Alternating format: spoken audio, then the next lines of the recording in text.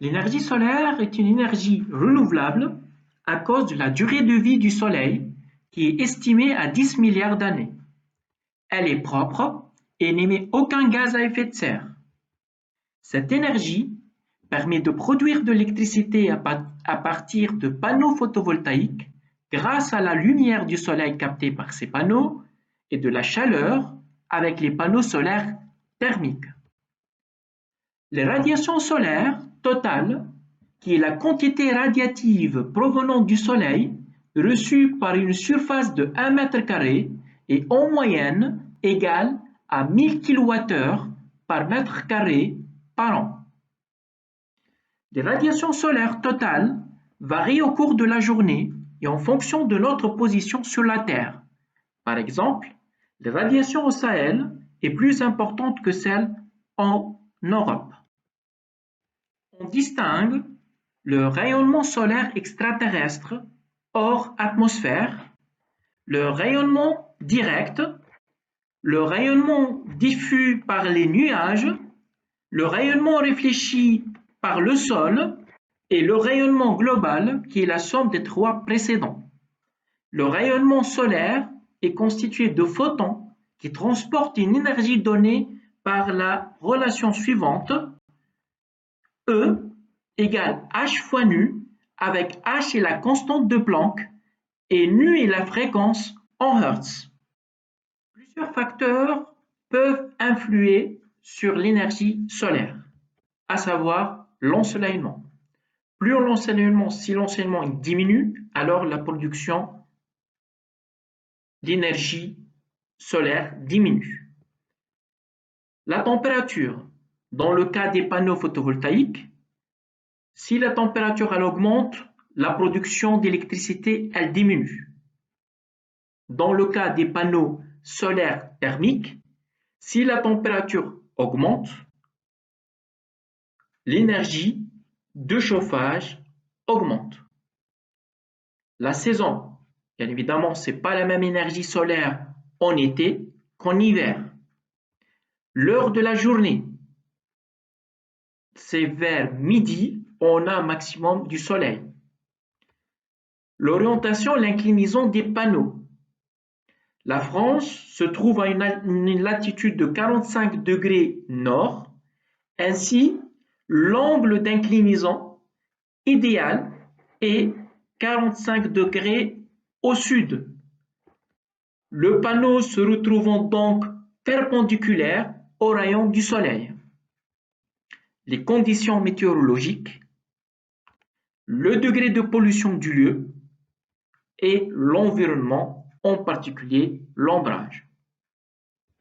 Le rayonnement susceptible d'être capté par les panneaux solaires dépend de la météo.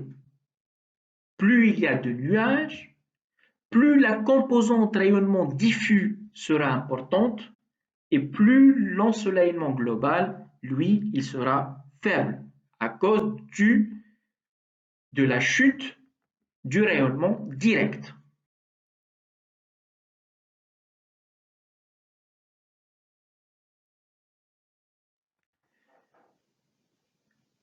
Il y a aussi l'influence de la couche atmosphérique. La part d'énergie reçue sur la surface de la Terre dépend de l'épaisseur de l'atmosphère à traverser. Elle est caractérisée par le nombre de masses d'air AM. Les noms du spectre standard de la lumière sur la surface de la Terre sont AM 1,5 G et AM 1,5 D. G pour rayonnement global et D pour rayonnement direct.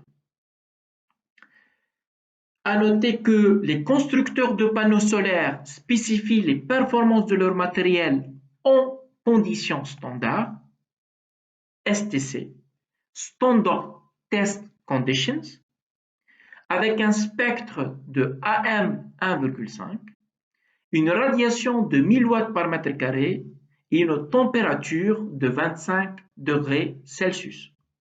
C'est ce qui explique la présence des watt-crêtes caractérisant les panneaux photovoltaïques.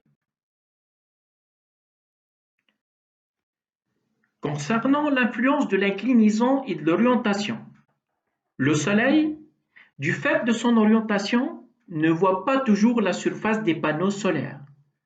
On parle alors de surface utile éclairée SE. Comme on peut le voir, la surface éclairée par le Soleil est maximale quand les rayons sont perpendiculaires à la surface éclairée. On voit donc l'importance de bien choisir l'angle d'orientation. Dans ce cas, comme S1 il est supérieur à S2, la surface SE recevra plus de lumière dans la situation 1, c'est-à-dire la situation S1.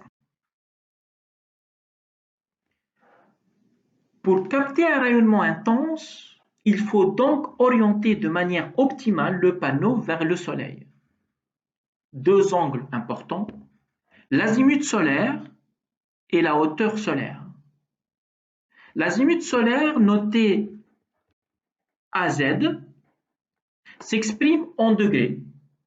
Il s'agit de l'angle mesuré dans le sens des aiguilles d'une montre entre le point cardinal sud dans l'hémisphère nord ou nord dans l'hémisphère sud et la projection sur le plan horizontal local de la droite reliant la Terre au Soleil.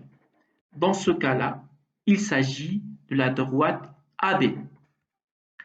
La hauteur solaire, notée H, en degrés aussi, est l'angle que fait la direction visée du Soleil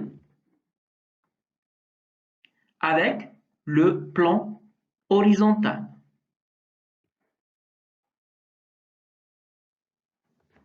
Concernant les panneaux solaires, trois angles sont essentiels. L'angle d'inclinaison, angle formé par le plan du sol et le plan du panneau.